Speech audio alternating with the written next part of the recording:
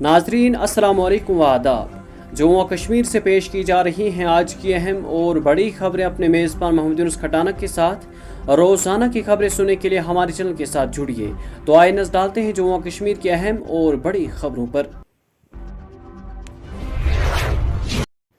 जनूबी कश्मीर के ज़िला कुलगाम के इलाके गलिम में वाक़ा एक ईंटों के भट्ठे पर दहशतगर्दों की फायरिंग के नतीजे में छत्तीसगढ़ से ताल्लुक़ रखने वाले एक गैर मकामी मजदूर हलाक और दूसरा जख्मी हो गया। बता दें कि दहशतगर्दों ने 2 गैर मकामी मजदूरों पर फायरिंग की जिनका ताल्लुक छत्तीसगढ़ से था। जख्मियों की शिनाख्त दीपक 24 साल और भूपिंदर 28 साल के तौर पर हुई है। दोनों का ताल्लुक छत्तीसगढ़ से है।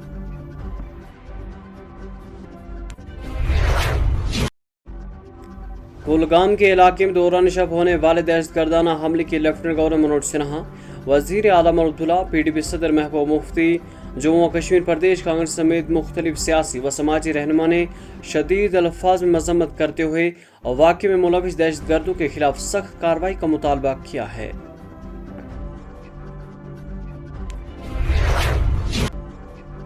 मिलिटेंसी नेटवर्क के खिलाफ बड़ी कार्रवाई करते हुए director general of police Nalin Prabhat की हिदायत पर रियासी पुलिस ने पुलिस स्टेशन माहौर में दर्ज एफआईआर नंबर 70/2024 के तहत के दौरान पाकिस्तान में मुकीम 5 मिलिटेंट हैंडलर्स की गैर मुनकला जायदाद को जब्त कर लिया है।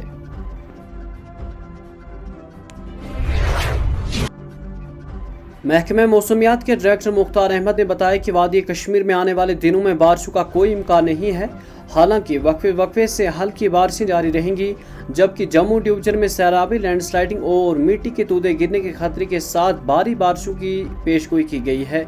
मुख्तार अहमद ने बताया कि पूरे वादी में मौसमी हालात काफ़ी हद तक मुस्तकिम रहेगी, जबकि जम्मू में बारिशों की सरगर्मियाँ ज़्यादा वसी दिखाई देगी।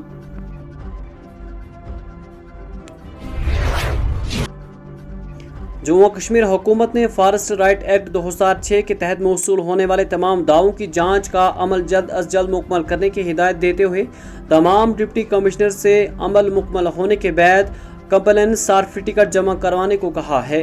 महकमे कबायली उमूर की जानिब से जारी सर्कुलर में कहा गया है कि ग्राम सभा जबकि शहरी इलाकों में ward committee forest rights act के तहत दावों की वसूली और इब्तिदाई जाँच के मजाज अथॉरिटी होगी।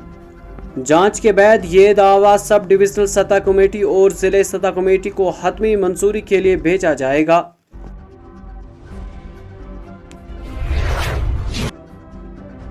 पीपल्स डेमोक्रेटिक पार्टी की यूथ लीडर इल्तिजा मुफ्ती ने काजीगुंड में कौमी शाहरा नेशनल हाईवे 44 का दौरा किया, जहां उन्होंने बागबानों के हमरा शाहरा की सूरत हाल का जायजा लिया और ट्रैफिक की रुकावट के बाद फंसे सेब से लदे ट्रकों का मुआयना किया।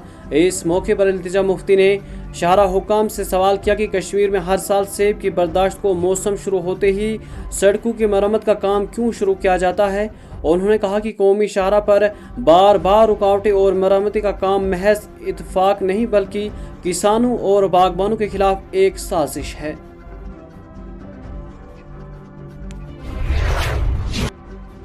मंशियात की स्मगलिंग के खिलाफ अपनी मुसलसल कार्रवाई को जारी रखते हुए इधर अनंतनाग पुलिस ने बेजबराड़ा इलाके में नाका चेकिंग के दौरान एक गैर मकामी मंशियात फरोश को गिरफ्तार किया। बता दें कि गिरफ्तार शख्स की शिनाख्त मोहम्मद इरफान खान वल्द जहांगीर खान जो नई दिल्ली का रिहाइश है, फिलहाल अवांतीपोरा मुकीम है। तर्जुमा ने कहा कि चेकिंग के दौरान इसके कब्जे से तकरीबन 5.20 ग्राम वजनी ब्राउन शुगर बरामद किया गया।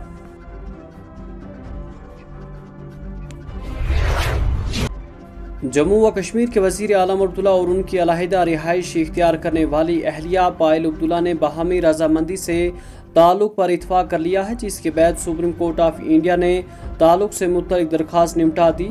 बता दें कि मुश्तमिल बेंच ने फरीकान के दरमियान होने वाले तफसील को कबूल करते हुए मुकदमा ख़त्म कर दिया।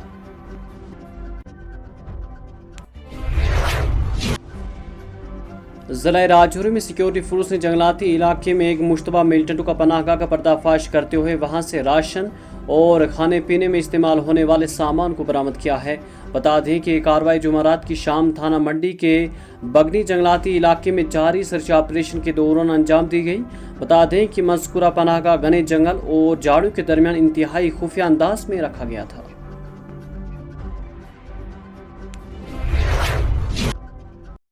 वस्ती सराय गांधरबल के कंगन इलाके में जुमा के रोज पेश आए एक सड़क हादसे में ड्राइवर समेत 5 अफराद जख्मी हुए हैं।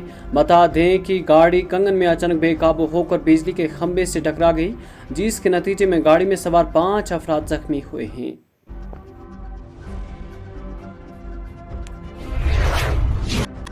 बिके और कश्मीरी वाले का सेब नहीं बिके, ये हम होने नहीं देंगे। मेरे साथ जो ये एप्पल ग्रोअर्स हैं, ये मुझे कह रहे हैं एक हफ्ते पहले जहां एक सेब की पेटी 2000 की रेट में जा रही थी, वही पेटी आज 600 की प्राइस ड्रॉप, यानी मोर देन 200% उसका बिल्कुल ड्रॉप हुआ है प्राइस डिक्रीज में। तो ये तो एक साजिश ही लग रही है। आप चाहते हैं जो प्राइवेट एप्पल ग्रोअर्स हैं हिमाचल प्रदेश के मंडी के, वहां पे अदानी हो, कोई और प्राइवेट प्लेयर्स हो, आप उनकी फ्रूट इंडस्ट्री को एक बूस्ट देना चाहते हैं at the cost of Kashmiri growers. We won't let that happen. आपने यहाँ खुद देखा, हमने यहाँ ट्रक ड्राइवर्स से बात की, 2-2, 3-3 दिन से उनको ट्रैफिक नहीं जाने दे रहे। यात्री के लिए ट्रैफिक जा सकता है, टूरिस्ट के लिए ट्रैफिक जा सकता है, लेकिन जो कश्मीर के फ्रूट ग्रोअर्स हैं उनके लिए ही आप ट्रैफिक बंद करते हैं, उनके लिए ही आप कहते हैं रोड मेंटेनेंस हो रहा है। ये तो हमारे साथ आप अपार्थाइड कर रहे हैं। It's a discrimination. पॉलिटिक्स में पहली लीडर आप है पीडीपी की तरफ से जो इस इश्यूज को रेज करते हैं। यहाँ पे एक पॉपुलर सरकार भी है, उनकी तरफ से कोई स्टेटमेंट सामने नहीं आया। देखिए, ये बहुत अफसोस की बात है कि यहाँ पे 2 साल से एक पॉपुलर इलेक्टेड गवर्नमेंट है जिसकी 50 सीटें आई हैं। पिछले साल भी एप्पल ग्रोअर्स ने सफर किया, तब भी नेशनल कॉन्फ्रेंस ने कुछ नहीं किया। आज भी सरकार में वही बैठे हैं, कुर्सी पे वो बैठे हैं, लेकिन कहीं ना कहीं वो काम ही नहीं करना चाहते। इसमें आपको स्टेटहुड की जरूरत नहीं है। चीफ मिनिस्टर साहब यहाँ आके हमारे फ्रूट ग्रोअर्स के साथ खड़े नहीं रह सकते थे क्या? क्यों नहीं वो अपने लोगों के इश्यूज के बारे में बात करते हैं? लोगों ने आपको इतनी उम्मीद से चुना, आज वही लोग जिनने आपको 50 सीटें दी बिल्कुल मायूस हैं, ना उम्मीदी है इन लोगों में। ने इनको बोला है कल तक यहाँ रोड खुलना चाहिए, अगर कल रोड नहीं खुला हम आके यहाँ पूरा रोड पे हम एहतजाज करेंगे and we will protest on the road. Any road maintenance that takes place should take more than 2 days। और आपको उसी महीने मेंटेनेंस याद आती है जब इनको अपना फ्रूट बेचना होता है। अदानी का आपको सेब बिकवाना है तो हमारे कश्मीरी की आप हड्डी तोड़ेंगे, हड्डी पसली करेंगे। We won't let that happen. We are here to stand with our apple growers and we will stand with them till the road doesn't open. Popular सरकार का मानना है कि हमारी जुरिस्डिक्शन में नहीं है जो श्रीनगर नेशनल हाईवे, ये सेंट्रल गवर्नमेंट, यूनियन गवर्नमेंट के अंडर। आपकी जुरिस्डिक्शन में क्या बस गुपकार रोड है कि आपको वहीं पे सारी अपनी मीटिंग्स करनी है, वहां आप लोगों को बुलाते हैं, बैंक्वेट करते हैं, लंचेस करते हैं, डिनर्स करते हैं होटल्स में? ये तो उनकी जुरिस्डिक्शन में ही है। बात तो कर सकते हैं ना, कम से कम चीफ मिनिस्टर साहब यहाँ आ सकते हैं। रोड एंड अगर हाईवे उनके अंडर नहीं है तो जिनके अंडर है उनको वो ऑर्डर दे सकते हैं। अगर वो इतने पावरलेस हैं कि कोई भी चीज उनकी जुरिस्डिक्शन में नहीं है तो वो रेजिग्नेशन करे। हर एक मसला जो हम उठाते हैं वो फ्रूट ग्रोअर्स का हो, अगर किसी पे यूएपीए यहाँ लगता है, 3000 लड़कों को पकड़ा अभी अनंतनाग में पिछले हफ्ते जब उनकी किलिंग हुई ऑफिसर की, उसमें भी वो कहते हैं हमारी जुरिस्डिक्शन नहीं है। अगर आपकी कहीं भी जुरिस्डिक्शन नहीं है तो आप कुर्सी छोड़िए, then you are not able to do any justice to the people who elected you. देखिए, मुझे नहीं पता हमारे जो चीफ मिनिस्टर साहब हैं उनकी क्या प्रायोरिटीज हैं। अभी तक तो उनको मैराथन पे ही देखते हैं, भागते हैं, लंचेस रखते हैं, डिनर्स रखते हैं, लेकिन जो सीरियस काम है वो कहीं ना कहीं नहीं करना चाहते। बाहर के स्टेट्स में जाके वो मैराथन के लिए भागते हैं, फिर कुछ फिल्म फेस्टिवल के लिए जाते हैं, लेकिन जो मेन इश्यूज हैं गवर्नेंस के, कहीं ना कहीं वहां पे there is a complete paralysis. और स्टेटहुड का इसके साथ कोई लेना देना नहीं है। आज की डेट में मैं एमएलए हूँ, मैं मिनिस्टर तक नहीं हूँ, फिर भी मैं यहाँ आके अपनी आवाज उठा रही हूँ। कम से कम वो अपनी आवाज ही उठाएं।